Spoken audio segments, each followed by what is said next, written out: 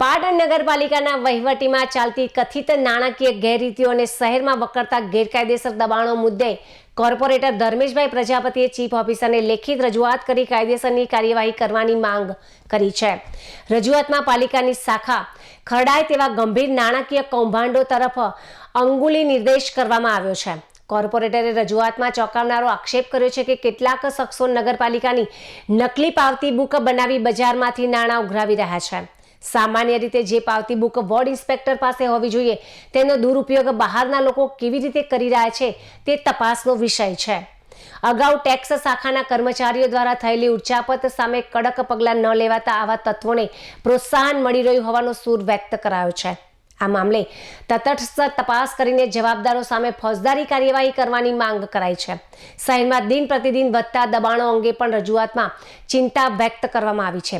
લીલીવાડીથી સુદામા ચોકડી અને બસ સ્ટેશનથી આસપાસ મોટા પાયે દબાણો થતા ટ્રાફિકની સમસ્યા વકરી છે। શહેરના મુખ્ય બજારોમાં લારી ગલ્લાના દબાણોના કારણે રાહદારીઓને ચાલવું પણ મુશ્કેલ બન્યું છે। વારંવાર રજૂઆત છતાં પાલિકા તંત્ર દ્વારા મક્કમ કાર્યવાહી કરવામાં આવતી નથી, જેનાથી કોની રહેમ નજર હેઠળ આ દબાણો થાય છે તેવો પ્રશ્ન ઉઠી રહ્યો છે। કોર્પોરેટર ધર્મેશભાઈ પ્રજાપતિએ ચીફ ઓફિસર પાસે માંગ કરી છે કે શહેરના વિકાસ અને પાલિકાની પારદર્શકતા જાળવવા માટે દબાણ હટાવવાની ઝુંબેશ તેજ કરવામાં આવે અને નાણાકીય ઉચાપત કરતા તત્વોને ખુલ્લા પાડવા પણ માંગ કરી છે।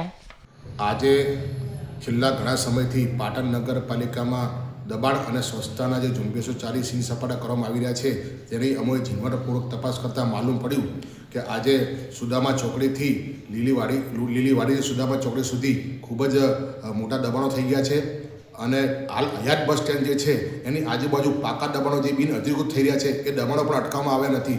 તો આવા કયા લોકો દબાણો હટાવવાની કાર્યવાહી કરતા નથી અને પ્રોત્સાહન આપી રહ્યા છે અને આવી નકલી પાવતી બુકો છપાવી નગરપાલિકાને આર્થિક નુકસાન આપી રહ્યા છે, તો આની તપાસ કરતાં આ બધા કૌભાંડો બરાયા છે અને અમે ચીફ ઓફિસરને આજે લિખિતમાં રજૂઆત કરી છે કે આ જે લોકો પણ હોય, જે અધિકારી હોય કે જે કર્મચારી હોય અને કે કોઈ સભ્ય હોય તો તમામ લોકોને ઉઘાડા પાડો અને એની ઉપર કાયદેસરની કાર્યવાહી કરો।